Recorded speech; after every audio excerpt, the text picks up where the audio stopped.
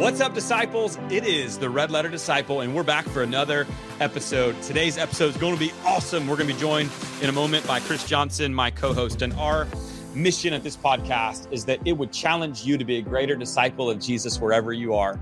And today's episode is going to do that.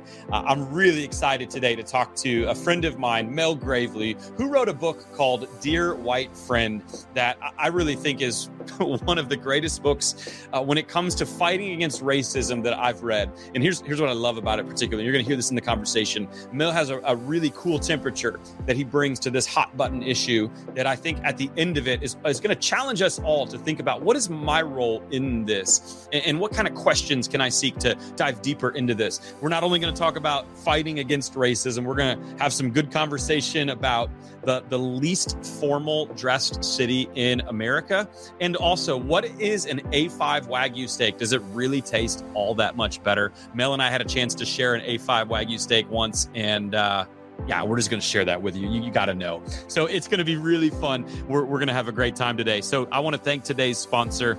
It is Red Letter Living. We're a company that produces and creates resources. This podcast is one of them that challenge everybody to be a greater follower of Jesus. And so we've got many resources, and one of our most famous popular resources is our 40-day challenges. And church leaders and pastors, if you've never done a 40-day challenge, do one with us. It's a 40-day Jesus-centered discipleship experience tailor-made for your church.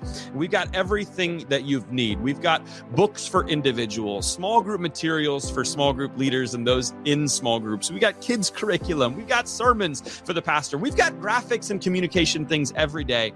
Seriously, churches that have used our 40-day challenges, they've grown their small groups by more than 40%. They brought unity in really divided times. Plus, not going to lie, one of the things that pastors and church leaders really love is that it creates a turnkey resource that you can use for 6 weeks. So you don't have to creatively come up with anything from scratch for a 40-day period. So we got multiple 40-day challenges. You can check them out at redletterchallenge.com/join.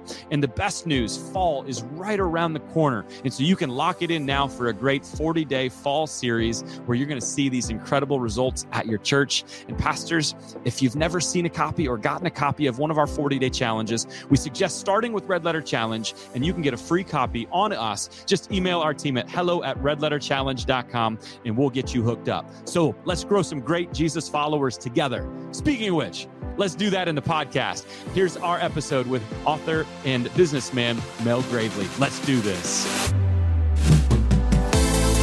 Well, welcome back to Red Letter Disciple. This is going to be a really important conversation. I'm pretty pumped about it. We got Mel Gravely coming onto the show today. Would you say this is the most important conversation we've ever had? It's up there, my man. It's up there. Yeah. Mel is the majority owner and CEO of a commercial construction company in Cincinnati, Ohio. And he has been a consistent member of the Deloitte 100 list of the largest privately owned companies. Dude is super active in the community with the United Way, Cincinnati Regional Chamber of Commerce, Cincinnati Regional Economic Development Initiative, vice chairperson of ArtsWave. I mean, you look at all these, it's incredible.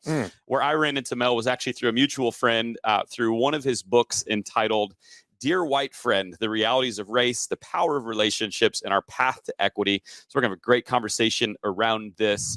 Mel Gravely, welcome to the Red Letter Disciple. How we doing today? You know, I circled this day on my calendar so long ago. Yeah. I am so fired up. I hope I can get through this without just exploding because I'm pretty pumped up. Then you gave that very, concise and deliberate introduction. Like I'm just ready to go. Chris, the jacket's got me going. I mean, what could be better right now? Thank you. Well, Mel, I know that you are really intentional about the way you dress, and you actually dressed down for this. I remember actually when you came to Omaha, you said, I don't know if you remember this, but you said Omaha may be the least casually dressed city that you've ever been to. Wait, and so most casually dressed. Casually dressed. Yeah. Most casually. Yeah. So it was. Yeah. So tell me, what is the least casually dressed? Like they're real formal. Like where are you going? And like everybody's just. I know. Literally anywhere I go is more formal than what I experience in Omaha.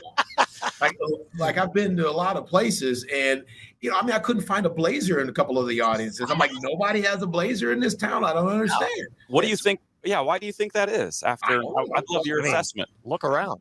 I'm from Ohio. I don't know. You tell me why.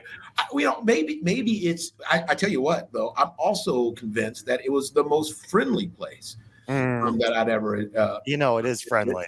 It is friendly and consistently so, right? Yeah. Just really, really welcoming and embracing, and so maybe that makes you more casual. Maybe that's the place where we meet. They didn't talk about me because I wasn't casual, but today I took off my blazer. Yeah. You're going to be podcasting to Omaha. I cannot be on this thing with a blazer on. Zach's going to have on a t-shirt. Right. Yeah, I think we figured it out then. Like, the greatest disciples are the ones that are the least casual, that if you're wearing suits, you're stuffy, you're formal, you're just not friendly. This is funny because we've recorded like 9 episodes of this so far, and Zach wore like a beat up t-shirt every other episode. He dressed up for me. He did. This is the first time, I think. Dude, it's got buttons. This is the first time in 4 seasons he's wore buttons and a collar. Like, I would say, you know what? I know you didn't ask me, and I'm sorry, but I think Washington, D.C. is probably the most formal place that I've ever been, because like even the interns are running around with like 3-piece suits on and stuff. That's true. Probably the least friendliest city I've been to. Could be also. I think we just had a little epiphany there. I don't know if there's correlation. I don't know if there's causation. So we'll have to study it more deeply. You guys want to do a 3-way book? Like we could partner up? We could do that. We should. Dear casual friend? Dear formal friend? Dear formal friend. I love it. All right. I'll go work on the book contract. I'll see you guys. Chris, thanks, man. Great contribution today. All right. I got one more fun question before. Well, I think they're all fun, but we're going to dive into some. So when you were here in Omaha, we had the chance, Mel, for a first for each of us. Yeah. I don't know if you remember this. It was an incredible dinner that we got to be invited to. And it was the first time that I had ever had a bite, and it was like maybe 2 bites total because we split it up pretty good, of A5 Wagyu steak. Yeah. And so I want you to tell the people, is there a difference? Because it's always like regular steaks, what, $30-$40, and A5's like crazy in the triple digits. So is there a difference between A5 Wagyu and the regular steak that you're going to get from That's like saying, is there a difference between Ruth's Chris and Burger King? Go ahead. Actually, it's worse than that. It's wider out. I've never put a piece of beef in my mouth that melted like that beef did. Like I could barely recognize it as beef. It was so tender. So the answer is yes, there's a difference. I didn't even know that existed until that day. Neither did I. And I was a little bit skeptical. I'm like, come on, guys, why are you charging me so? But then after I tasted it, okay, I can. I'm not sure I can eat a whole piece of it though. But first of all, the price, I couldn't justify my stomach digesting it alone. But secondly, it was so rich that I'm not sure a whole, 16 ounces of that might have been too much, Zach. What do you think? I've always wanted to try that. I totally agree. Jealous. It was like, I was always skeptical, like, come on, 5-6 times the price. What's going on? Right. Yeah. And I have to say, it is different. Yeah. And it's really do you know the backstory with Wagyu though? They massage the cows every day. They feed them like the best grains. I'm not kidding. They feed them beer every day. Like, wow. Yeah, you can look into this. I have researched it. It's like a lifestyle that I can embrace. Exactly. That's what I'm saying. Right. These cows have it better than us. That's all I'm saying. You know what, Zach? But then they die, though, Chris. I'm not sure I want to pay that payoff. Well, yeah, I don't want the end result. Okay. I don't want to be eaten. Right. I don't want Zach and you sitting around saying, man, that Chris steak was amazing. Okay, one last thing. I've been staying the last 2 nights with Zach. He flies me into Omaha, and it's a lovely. His wife is gift of hospitality. They're amazing. I'm curious where this is going. I know. How old are you, Mel? I'm 58. Okay, 58. All right. I'm turning 50 this year. My good friend Zach is turning 40 this year, and I can already see like his age is affecting him now. So last night, his boys come downstairs. He's got a few TVs on the wall, and he wants to watch Survivor with the boys, but he also wants to watch the NBA playoff game, right? And so he's trying to he's got 47 remotes.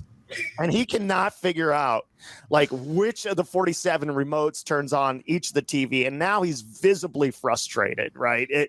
And I'm just sitting back watching the whole thing. And now he's got one TV on Survivor with no sound, 2 are blank. He's trying to figure out what's going on. Like, this is first world problems, right?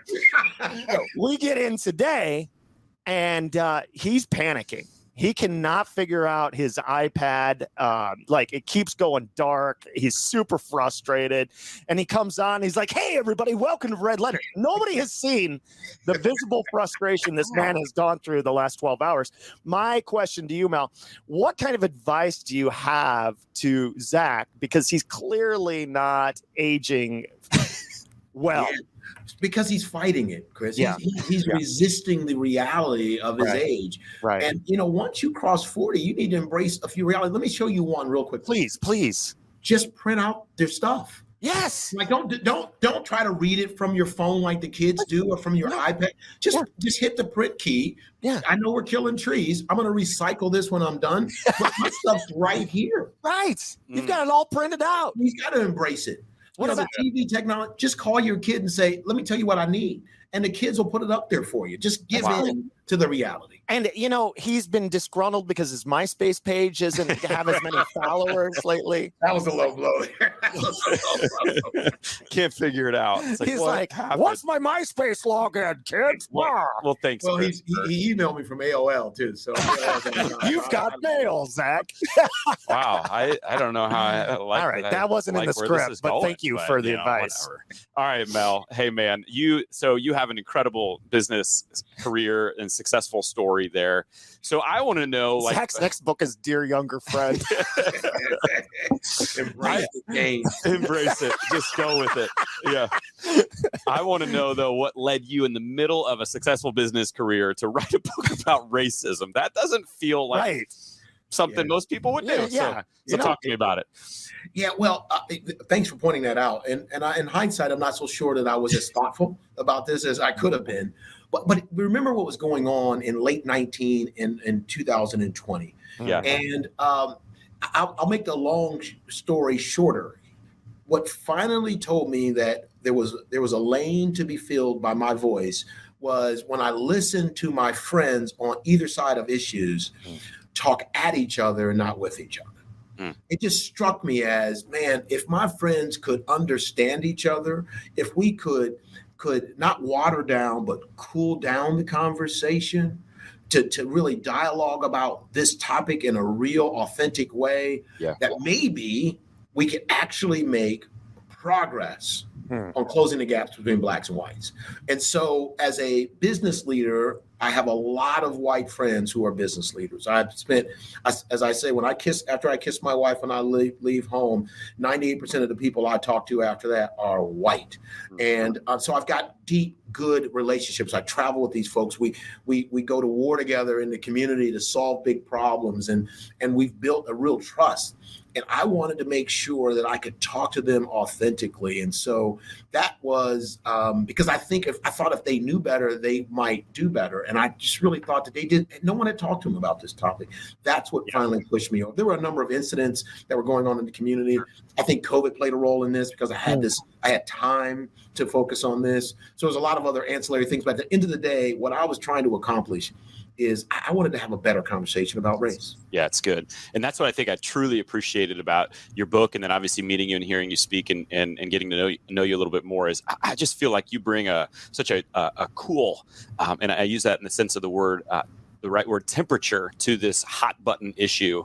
And because lots of things are going on, but your voice in this is, I think, a really unifying voice, and a voice that does a very good job of bringing two different races, blacks and whites, together to have some important conversations without, those trigger words or those things that just automatically jump into. And so actually the book is entitled Dear White Friend, and it's cool because it's kind of composed with like 19 19 letters that you've written to your friend, like dear friend, and there's 19 letters. So why did you write it in a form of letters? You're like the Apostle Paul. You just write letters, to the churches. People are going to be reading this 2,000 years from now, being like, "Man, that Mel, the Apostle Mel." You know what? I've been called a lot of things. Apostle Paul. That's a new one. That's it, man. Wait till I get home and tell my wife. The racial Bible for come on. I got this idea of writing letters from a book I read before my wife and I took a trip to Israel.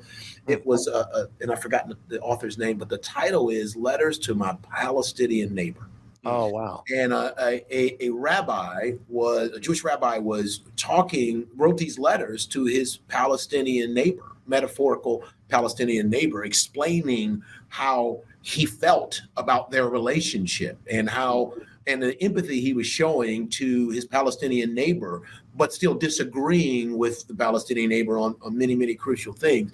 And it was the tone and the love and the appreciation for the other person that struck me. And so that was the model in my mind. Now, I read that book a number of years ago, but it fit what I was trying to do. Remember, I was talking to my friends about a topic that we had not talked about before. So my friends were all like, wow, I didn't know you felt this way, because we didn't talk about race. So I had to I wanted to respect our relationship. And so that's why the letters just seem to make sense to me. So great. Now you're going to get sued by the Israel guy who wrote Dear Palestinian Friend. Excuse me. Well, actually, I have a friend here in Cincinnati who actually knows him and sent him a copy of the book and told him. So he was flattered by the idea. That's great. That's cool. Yeah. And so again, I love the temperature, and I think it starts with, like, you don't assume that all whites are racist, but rather you start with, hey, we're friends. Yeah. And so why would you start like we're friends? And I know that a piece of your story and your history kind of is a big piece of that, because you've got a lot of white friends. So maybe walk me through your history a little bit and why you approach it from that angle. Yeah. In a lot of ways, I think I'm uniquely qualified, and I'm not the only person, but there are many, many African Americans who've lived the life that I've lived, and it started with busing in my middle school years, where I was put on a bus with 14 or so other Black students, and we were bused across town to the white middle school. And that began an indoctrination to how to be with white people. And through that indoctrination, as I like to call it, and I don't mean it in a negative way, but it's true. I mean, it was a new kind of engagement around culture. I grew really strong white relationships all along my career. And then you fast forward through IBM and then in entrepreneurship and the community involvement. And so that connection, it is innate with my experience with this country. But along the way, I'm still having Black experiences. So I can express these Black experiences to my white friends in a way that my white friends could never understand, because they're not having those types of experiences. So, I sit kind of in a privileged seat to be able to have one foot in both worlds. And by the way, and not living in either one completely, which is also an interesting place to be. But that gives me this opportunity to share the perspectives that my white friends may not have had an opportunity to know. So I got it. Your book is awesome. I am not a book guy, and Zach handed it to me a couple of nights ago. What kind of guy are you if you're not a book guy? Are you honestly, I listen to Audible. Like, that's how I consume my books, because I drive around a lot. I throw on Audible, but he handed me this book, and he handed me like 6 books, and I'm like, I'm not reading the other ones. Was mine on top? No, it was like in the middle, and it was super compelling. And then I was like 2.5 chapters in, and I'm falling asleep at 11 o'clock. It's so compelling. And it brought me back to a time. I wanted to share this with you. I grew up in a very small town in Southwest Iowa. It was 1,000 people in my hometown. There was literally one Hispanic family, no Black people, it was just 99% white, right? Yeah. So I go to the University of Iowa, and honestly, there was more African Americans there, but a lot of. So my first year, they accidentally put me on the floor with all the athletes. I'm 5'8", 165. Like, maybe I can hit a free throw occasionally, but like, I'm surrounded now by African American athletes who have scholarships, right? And one of my good friends, Dave, was on the track team, and he just we had a blast talking together. And eventually he says, I want you to go to a party with me on Friday night. And we had been friends for months, and I had not even thought about the racial side of it. Yeah. Well, we ended up going to an African American fraternity. Yeah. And I walk into the African American fraternity, and I'm the only white person in the entire room. And Dave's like, isn't this fun? I have never, and for the first time in my life, I felt what Dave felt. And we walked out of there and we had our first serious conversation about race. Yeah. And it wouldn't have happened. And he knew what he was doing, and it was genius and we're still friends to this day, but I had never been in that spot. And I think we had talked with somebody yesterday where, remember, he was saying, he was talking about racial stuff. And he's like, a lot of times when people come into white culture, we like to pour ranch dressing all over them to make them more white. But then when we pour ranch dressing all over the salad, we can't get the individual flavors of the tomato. And I just thought that was such a good analogy to it. I don't know. Yeah. Well, I think those experiences are so helpful, Chris. And think about this.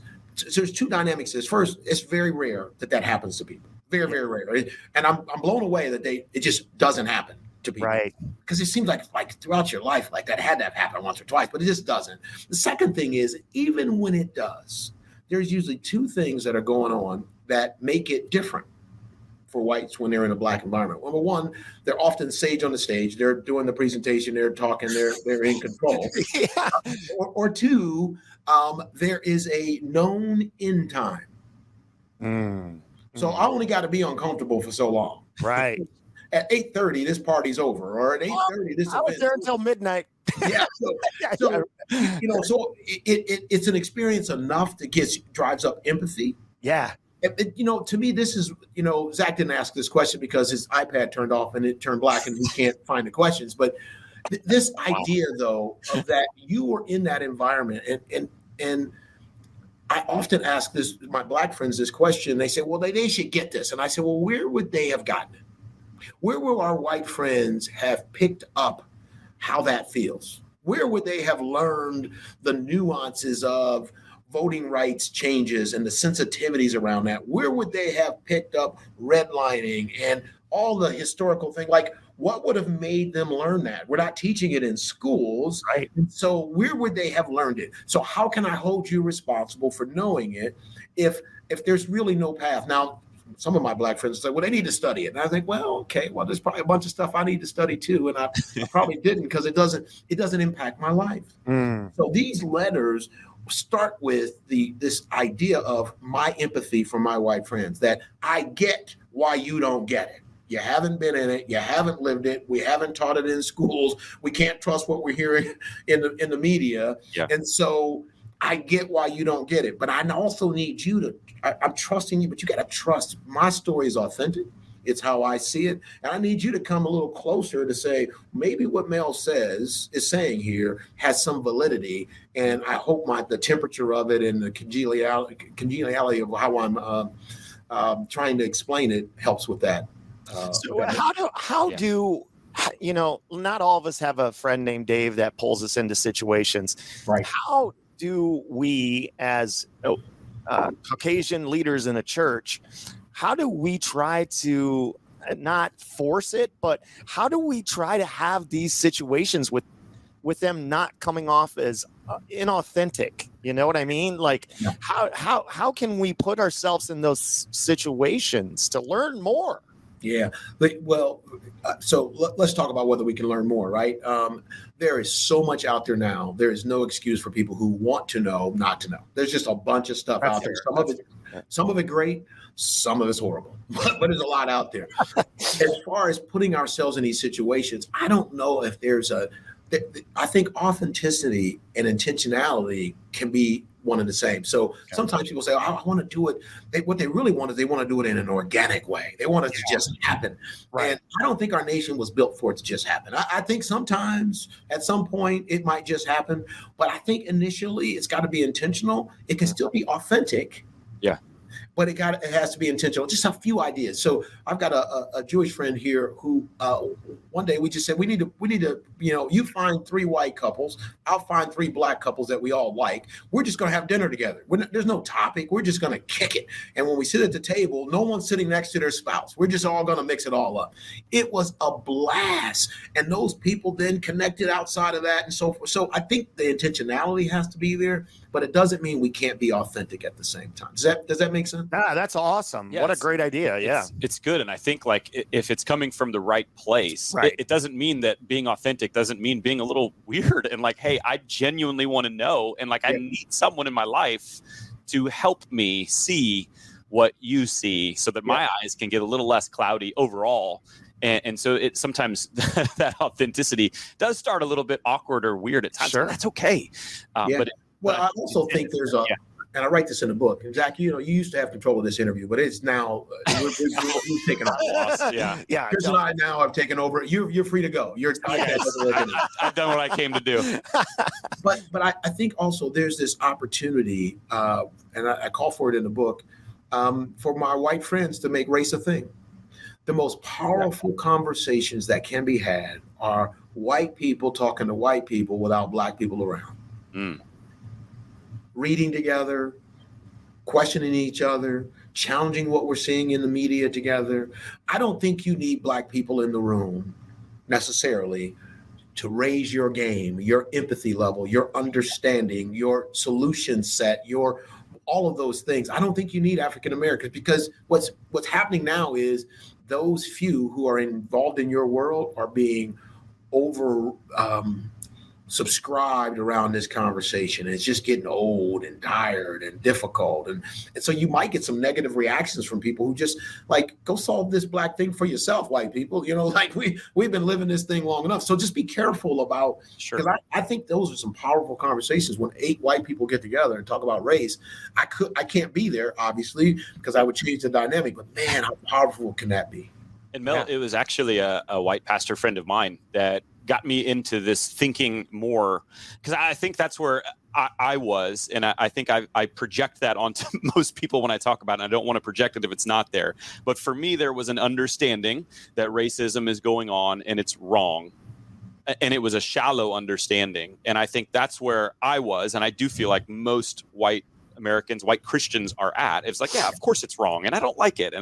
But there's a deeper level that I think we're all invited into, that until we step into that, we know it's wrong, but we maybe don't understand all the intricacies of it.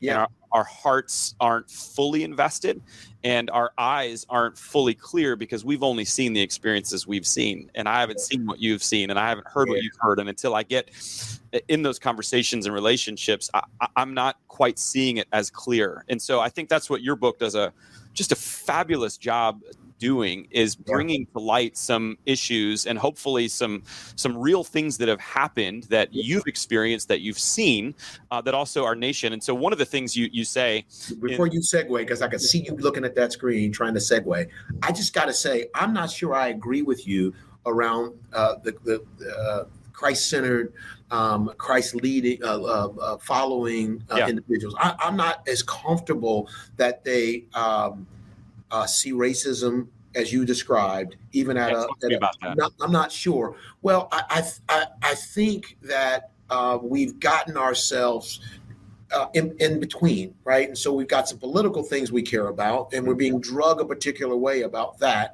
And I get it. And this got drug along with it.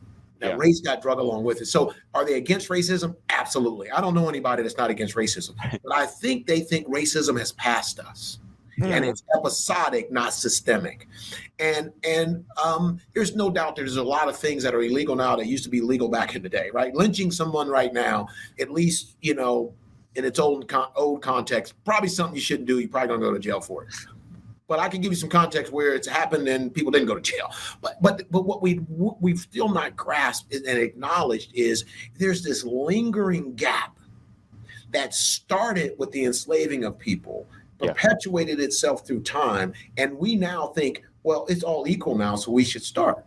And the truth is, that's just not accurate. We have a lingering tail of stuff that's created this gap, not just gap in our connection to one another, but our gap between our connection with opportunity and our connection with health and wealth. And so I don't think that my white Christian friends are as engaged in understanding that perspective as they could be. And I think part of it is political. So I'm not as comfortable as you are with what they're feeling there. Yeah, and I think that's really fair. And I think that there's obviously spectrums in it, and many people that I think represent well, and many that don't represent well. So that word equal, you mentioned equal, but then there's another word, equity, equality, equity, and I think they're similar, but they're not the same. And I love the illustration you use in the book about the board game Monopoly, which most people can relate to knowing at least what Monopoly, that board game, is. Yeah. And so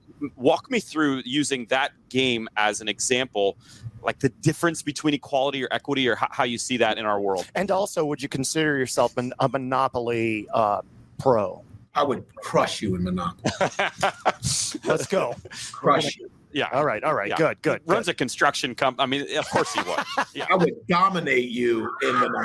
Let's go.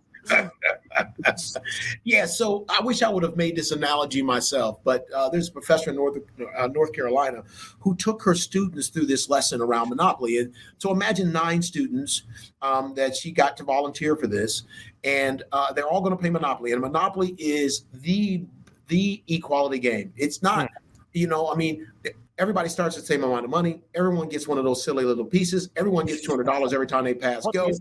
What piece do you choose? I love the car. That's it. That's the right answer. Yeah. Okay. Go ahead. Sorry. Yeah. Car is the the thimble's right okay too, because if somebody takes the car, I'm going horse, then thimble probably. But go ahead. No boot. No, the boot's for the boots. If somebody picks the boot, they're losing. They're like, come on, really? You're going to choose an old shoe? All right. You guys should never do this on video. I can't give a straight face with you. My horse will eat your shoe. Go ahead. So, it is the equality game. So here's what she did. She took 9 students who volunteered. She let 3 of them start at the beginning of the game. And for 45 minutes, they played Monopoly, rolled the dice, they moved their piece around, they bought property if they had an opportunity to, maybe they put a house or 2 on it. They played the game. Again, around the board, pass, go, get $200, buy property, spend the dice again, blah, blah, blah. Then 45 minutes in, she let the second group start. Well, the second group started, some of the property was already purchased. Wow. Some of them already had houses on it. And so there was still some opportunity there, but they had to land on other people's property and pay rent. And but they still got $200 every time they pass go. They started with the same amount of money. Now, the first group probably had created some wealth along the way. It had went around, a few more times to collect a few more rounds of $200. They had bought some property and collected some rent. And so they were a little further ahead than the second group, but the second group still had some opportunities. 45 minutes later, that's an hour and a half from when the first group started. She starts the third group. When the third group starts, it's like only railroads left. All the properties purchased. Right. Most of it is houses. Some of it even has the red hotels. Now, really, it's still equal because everyone got $200 when they passed go. All the people in that third group had the same amount of money to start with that the other group had. They followed the same rules. But the difference is that when they went around the board, when they landed on property, instead of being able to buy it, they had the opportunity to pay rent to someone else. And so that third group lost all motivation to play the game. They had no chance of winning at all. And the others, although the game was equal, the others had an equity that the third group just didn't have. They had built up some wealth, some credibility, some reputation, some relationships. So if I take that analogy out of Monopoly and I say, hey, 1960, whatever, when we passed the Civil Rights Bill, everything's equal. If I assume for a second that that's true, and it is far from true, but if I accepted that was true, do we now just do away with all of the years before that? Right. Do I simply say I'm starting now in the third round of the Monopoly game and everyone's equal? when we systematically kept some people out of the game, just like she did in her analogy. And so that might be the greatest analogy I've ever heard in my life. It is. So when people get it, and so I hear people talking about, it's all about equality. I'm an equality person. Everyone should be treated equally. I'm like, yeah. If the game we're all starting today, if we threw all our chips in the middle, if we threw all our property in the middle, if we threw all of our relationships in the middle, and I get to compete for those now, I'm all for it. But since that's not true, we've got to have an equity framing that says, well, wait a minute. All the land was purchased. And by the way, who worked the land? And what was the labor costs that built up? So now the response I get is, well, my family came from wherever they came from, right? They came from Spain. They came from Ireland. They came here with nothing. And I totally agree. And then America made them white. And when America made them white, they got access to things that African Americans still didn't get access to, from suburban homes to GI Bill to. So I've gone on and on, Zach. I'm going to stop now. But so Mel, what's the answer then? I'm glad you asked. I'm glad. I know why he's here now. I couldn't figure out why you had Chris here. I couldn't figure it out. I honestly can't either. If you found out the answer after 40 some episodes, please tell me what it is. He finally asked a question worth asking. Oh, there you go. There you go. I love it. I got to work on his dance moves, though. Yeah. You really, I mean, that and his jacket. White dancer. Yeah. You look like you were on rhythm, though. I don't know what song you were playing in your head. We all have an equal opportunity to dance well. I just equity with Chris on dancing. Yeah. All right, no, seriously, what's the answer? Yeah. You've stated the problem, and I've heard the answer in some cases be like, you've heard reparations, you've heard all these different things, but honestly, we're never going to put all the property back in the middle, right? We're not. And by the way, we did talk about that though. When slavery ended, there was an approved proclamation that 40 acres would be given, and 40 acres was what it was thought to sustain a family, would be given to formerly enslaved people, and then Jackson became president, and that all got reversed. So here's what I'm suggesting America do. We have to be willing to have actions of equity, actions of intentionality to close the gap. What do I mean by that?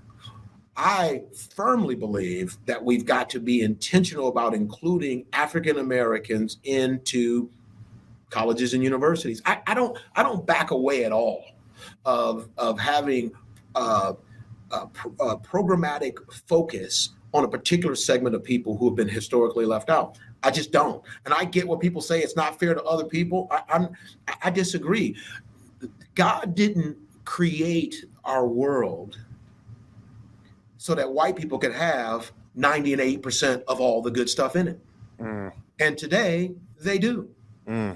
They got 98% of the CEO jobs. Let's just go down the list of land ownership. And so when people say it's not fair to others, it was never fair. No one was fighting when it wasn't fair for African Americans. So you're asking me how I close the gap. I get intentional about certain things around education, job opportunities, business growth and development. I write a chapter about that. And yes, I have a letter in there that says we ought to study reparations. And I was, for my whole life, against reparations. I used to think reparations was just a stupid idea. The truth is I didn't think my white friends would ever go for it. That's why I was against it. I don't know how you can study that topic and think about how we built our nation and not come to some conclusion to say, we owe somebody something. Right.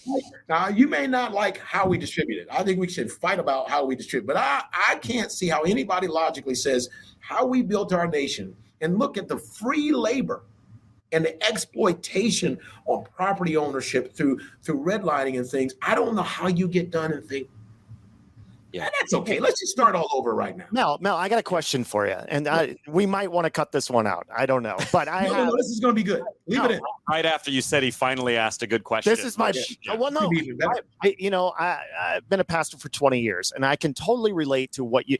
Man, politics has done so much damage, in my opinion, the last few years because we combine different ideas. And if you're a conservative, then you hate the liberals. If you're a liberal, you hate the conservatives. Nothing gets done. It's all. But I have had people, in my personal opinion, people on the far left and people on the far right are crushing this country. But hey, who cares? I agree with you. But I've had people of a political orientation that have said to me, if we approve reparations, then shouldn't we approve reparations for the Italians who were slaves, indentured servants without papers that came over, the Irish who were also indentured servants, and is, in your opinion, is reparations solely for? I mean, Italians and Irish people were treated as bad at some points in our history too. I'm just curious, and this is, like I said, you might want to cut this out. But what's your thoughts on that? Yeah, first, I think you need to go study those examples, and I want you to study the duration of time. Okay. Right? Because keep in mind, this was not my question. What was your question? You brought it up. I was asked this question, and I didn't know how to respond, so help me. Yeah, well, I ill-informed people ask me questions all the time. And what I say to them is, go study what you just asked me about. Right. Go find anyone in this country, anyone other than the Native Americans. And I got to tell you, I'm not Native American, so I'm not going to tell their story. But, man, wow.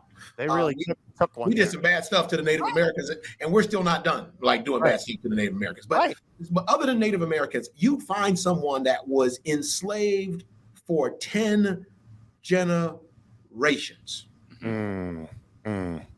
People who came here of their own free will, looking for a better life, are very different than people who are brought here and enslaved. I'm not saying we didn't treat a lot. We cheated Japanese people like hell. I mean, we've done some bad things to people. Like the United States is not clean on any of this stuff. But you find me anyone in our country's history that was enslaved that long with those kind of outcomes. And then even when slavery was over, and a few poor whites got caught in this too, but the redlining and the voter rights things, and the taxation, and that carried on for another 200 years. Mel, talk a little bit about what you mean. Some know, but some may not even know what you're talking about when you're talking redlining and housing, voting rights. Go into that a little bit. Not everybody on our podcast is as smart as the three of us. Well, I invite them to Google it because somebody ought to know, right? If you want to know, Google. That's what I get. Mel, I get that all the time as a pastor. Looking for Bible verses. I'm like, will you just Google it? I don't know. Google the thing. Right. It's amazing.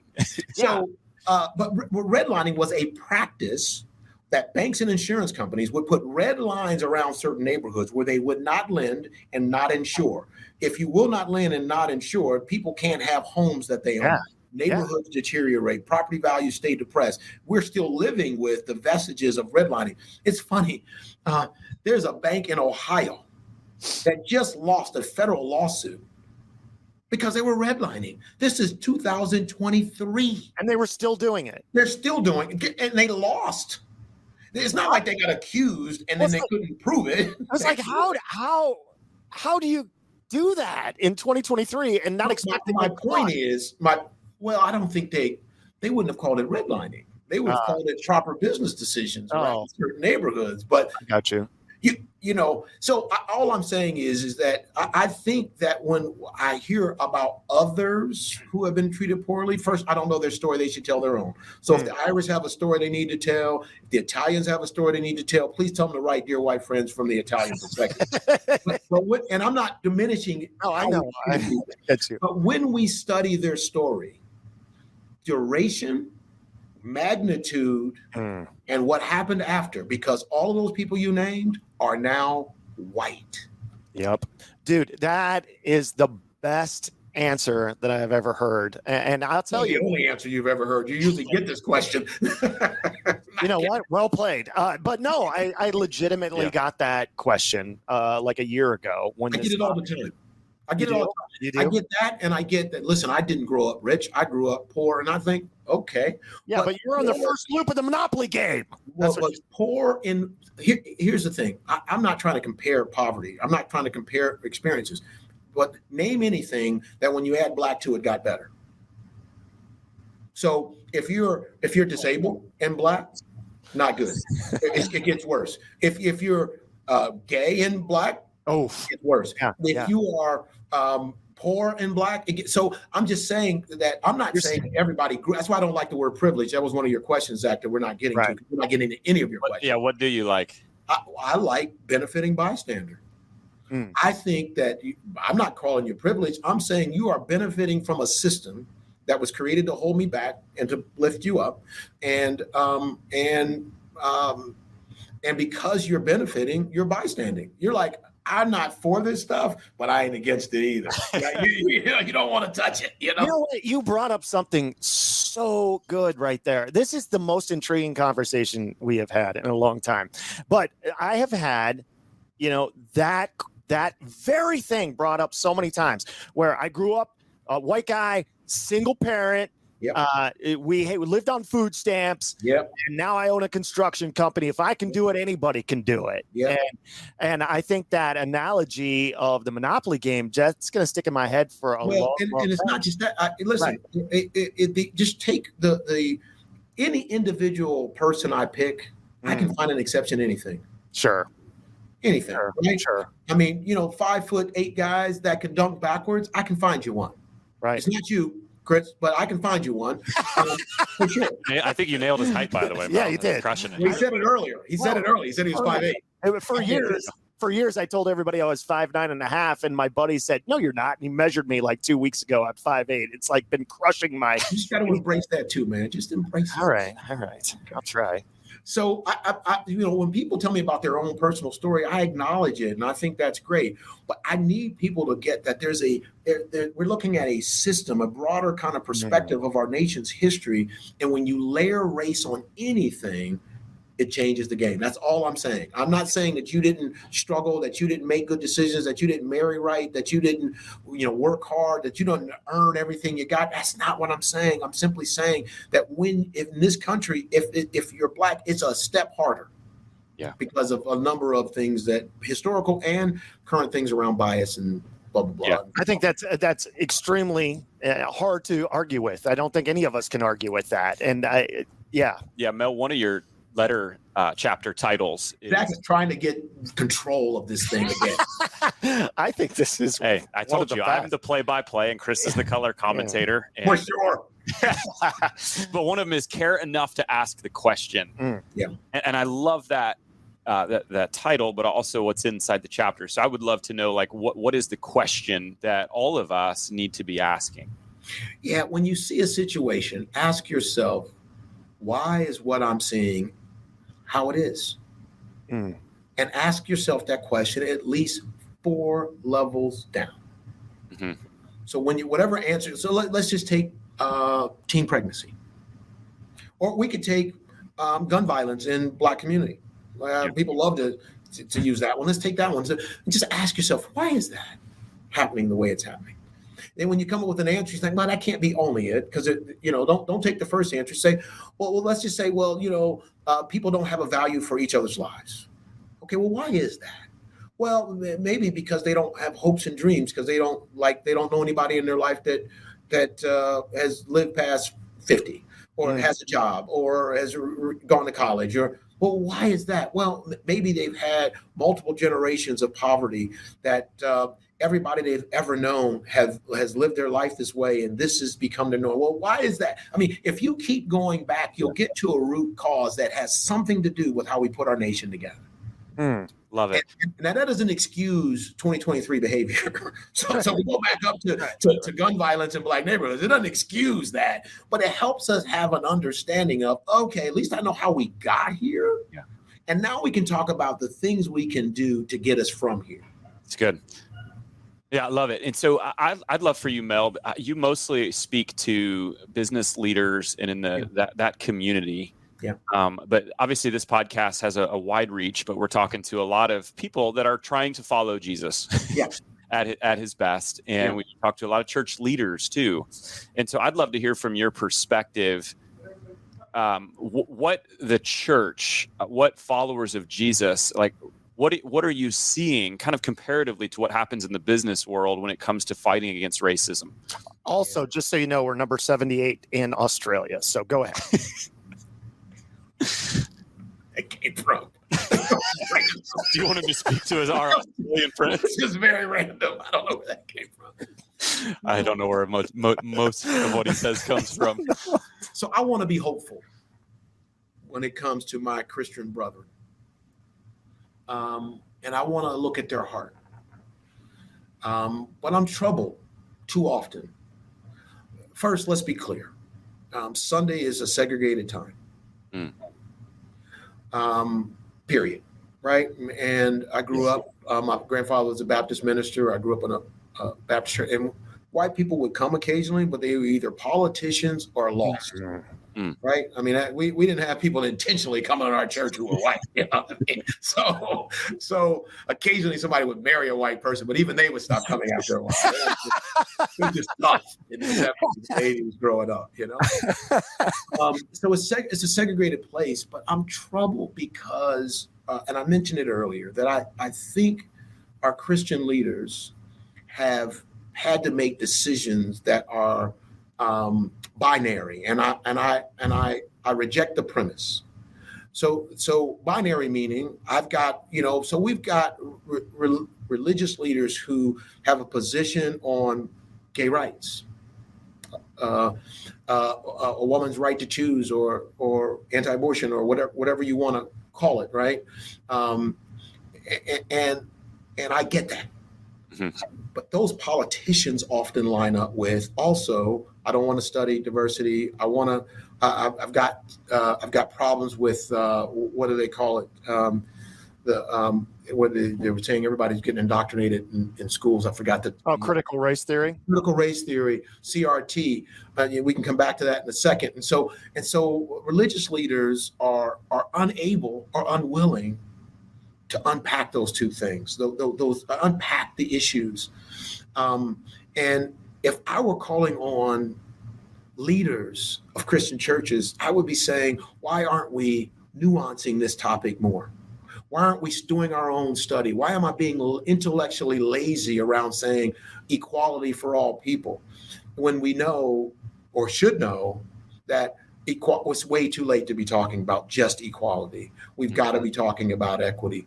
And so I don't know what Jesus they know, but the Jesus I know, and that I was taught to follow. Yeah, I wasn't taught much.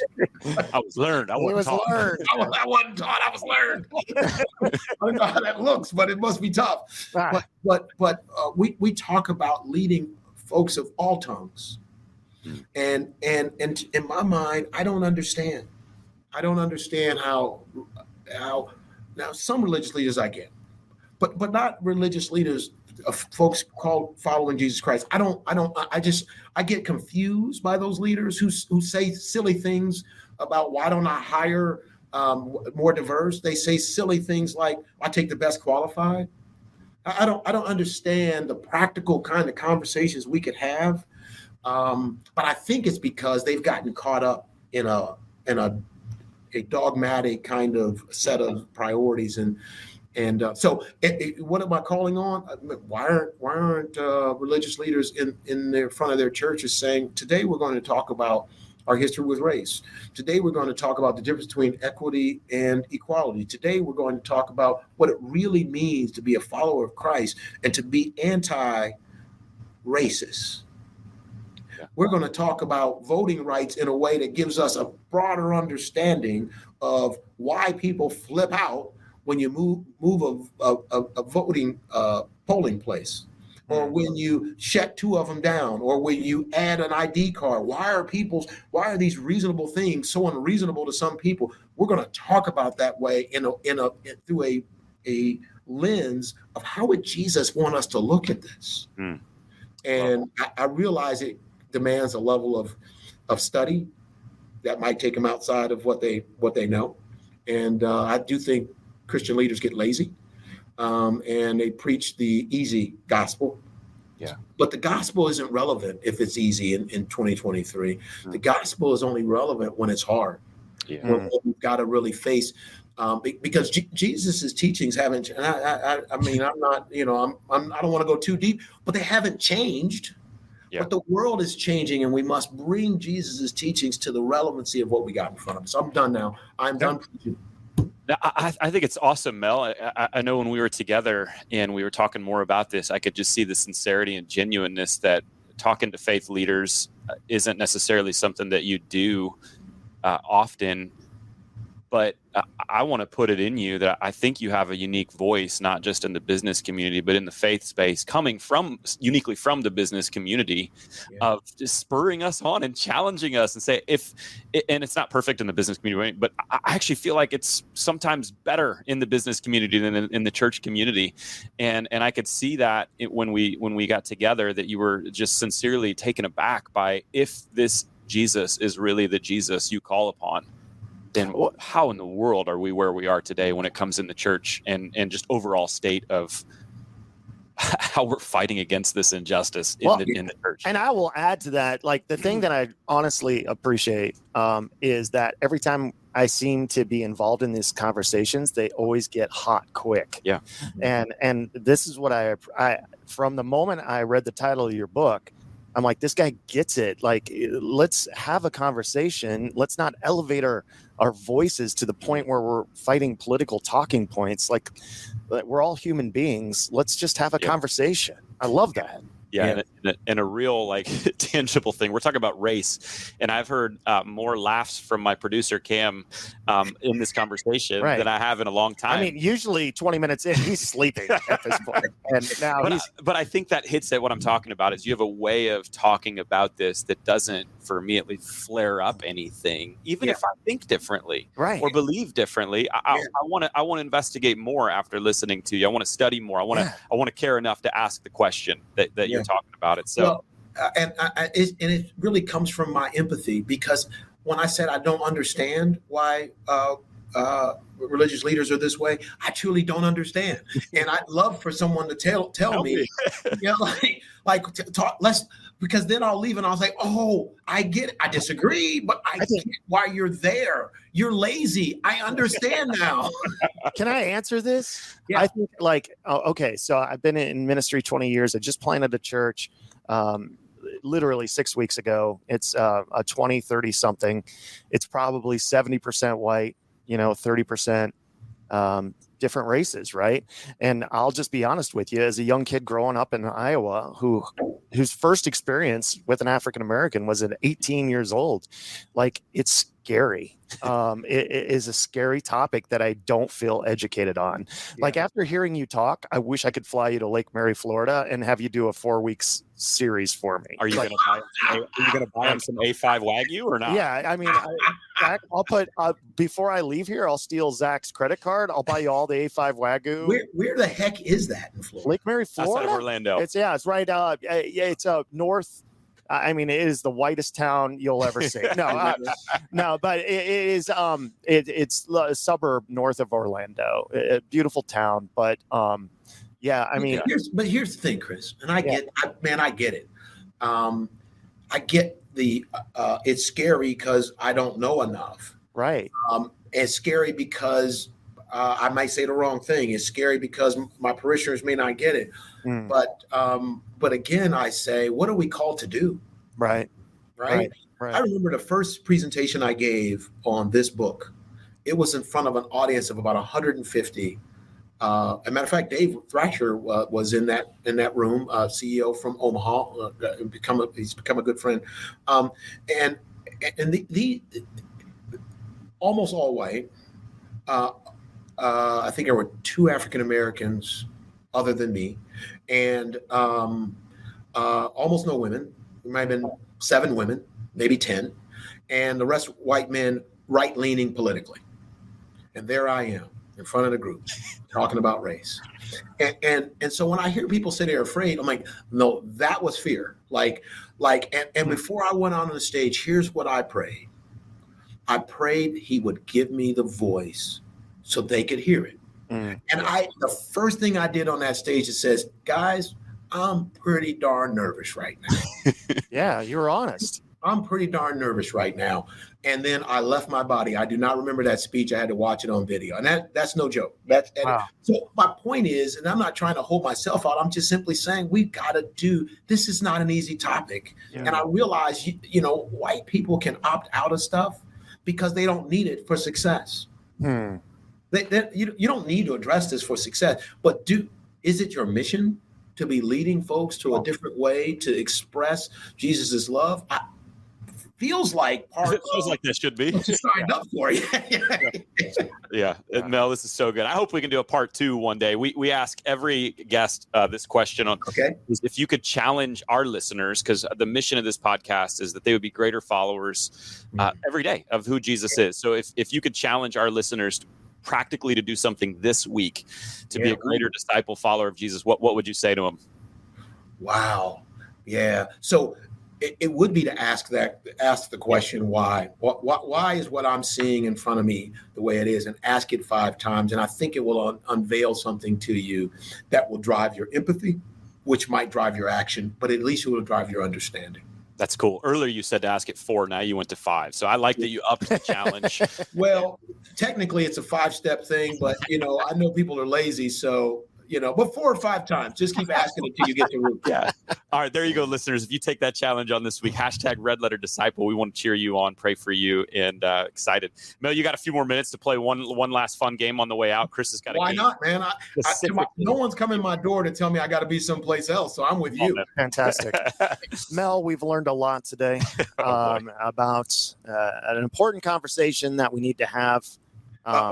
We've learned about white goose steak. We've learned also about my experiences, as well. But here's the thing. We have a huge department of people here that craft games for individual people. And so we would like to play a game where Zach claims that he's the Monopoly king. I know, Mel, that you've said earlier on this podcast that you would, I believe, quote, kill anybody in said game. So we're going to challenge you the first 1 to 3 correct questions. I have questions in front of me. It's a 1v1? It's 1v1, but it's one at a time. Oh, wow. Who wants to be a Monopoly millionaire? Here we go. Contestant number 1, Mel. Oh, it's not. No, you don't. One at a time. One at a time. We're not going to do this ring in garbage. Okay. Yeah. Because clearly I would. Never mind. Mel, how much money does a player get when they pass go? $200. That's right. One to nothing right there. We start off easy. Have you never seen Millionaire? You start off easy, you get harder. I've seen this shtick before. You start easy for him, and then you give me the That's not true. Question. Okay, Zach, this is easy. How much money does the banker distribute to each player in the start of the game? $1,500. Boom! 1-to-1. 1-to-1. Here we go. That's impressive. All right. We're gonna do a closest to the pin here. Closest to the pin, so you'll both guess. Okay. How much pre-printed money did the bank contain in 1980 Monopoly set? How much money, pre-printed money, did each board game contain? Stop Googling stuff, Mel. I'm just I wasn't going to Google. I was going to get my calculator. Oh, okay. All right. I'll go first. Yeah, Can I go first? I'm going to say 50 grand. 50 grand. Okay, this is Price is Right rules. So, Mel, you could literally say $1. You can't go over. That's my point. Oh, you cannot go over. No, I didn't know that one. Yeah, it's not 50 grand. I'd have to say $1. You're right, Mel. 15,140. All right, Zach, we go to you. Why would you need 50 grand, Zach? I know it. How many people you playing with? Freaking white guy. All right. Here we go. Mel, as we look at the game, the board, and many of the cards, we see a short, bald, mustachioed man who's longtime mascot of the game. He was once known as Rich Uncle Pennybags, but he is now known by another name. What is it? Ooh. The mascot. Yeah. I have no idea. Zach DeSteel? Parker Brothers, Milton Brad. I don't know what.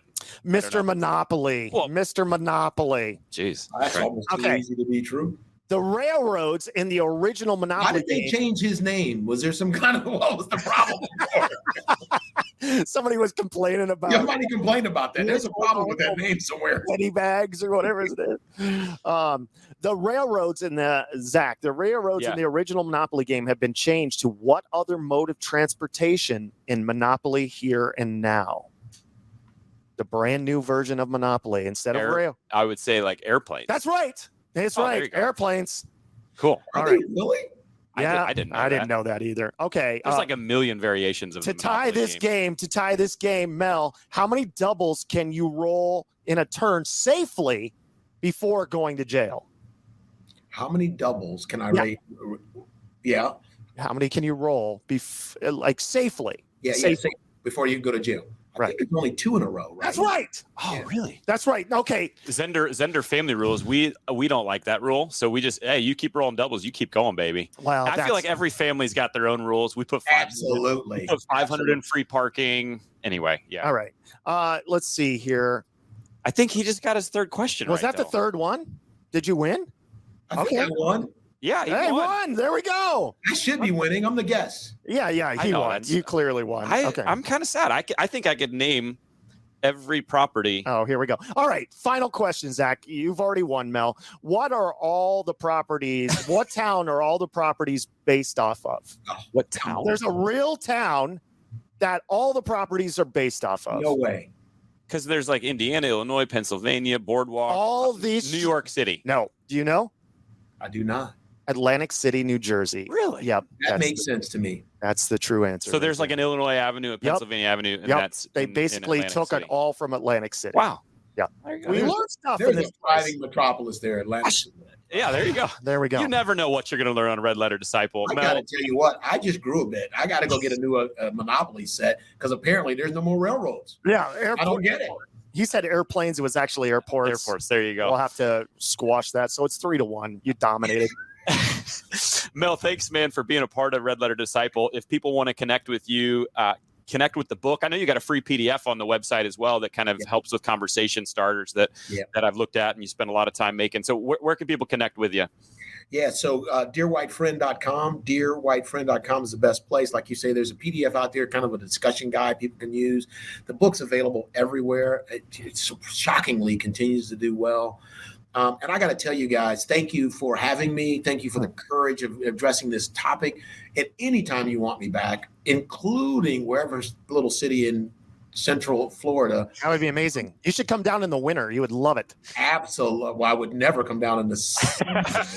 Anytime, but never in the summer. No, but seriously, are you available for like these businesses like you've done for, you said you. How do you think I met Zach? Okay. So then they can find that on a website or something? No, when they go there, they can contact us right through Dear White Friend. And somebody catches that and they take out the crazies and the hate mail. I get a lot of hate mail, by the way. I bet you do. And it upsets the team, but I like it. Like, send that to me. I love hearing that. It proves you're doing something at work. Yeah, absolutely. Somebody got annoyed. I love it. If everybody was agreeing with you, you were not doing something right. Absolutely. I appreciate it, guys. And I'd love to do this again. Like you say, you want to do a part 2 sometime. Yeah. And tell me about the sermons that you guys have I don't know if you guys even call them, the talks that you guys have done. Yeah. I challenge you. Let me know about those. That'd be great. Awesome, bro. All right, Mel. Appreciate you, man. Thank you for being a friend and for helping out a lot of people. Appreciate you. Definitely. Good to have you guys. See you.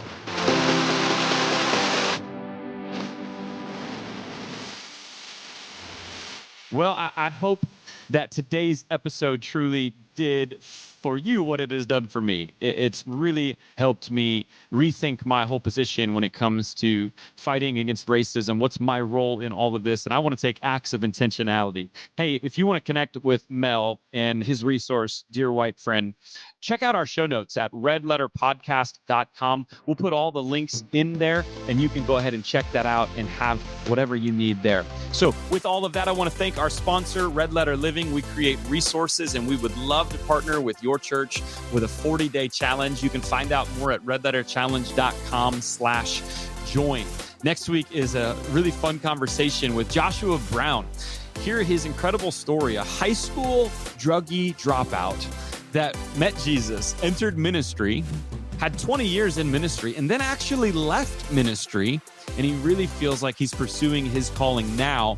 And he is known in the business world as the pressure washing pastor. It's a really cool title.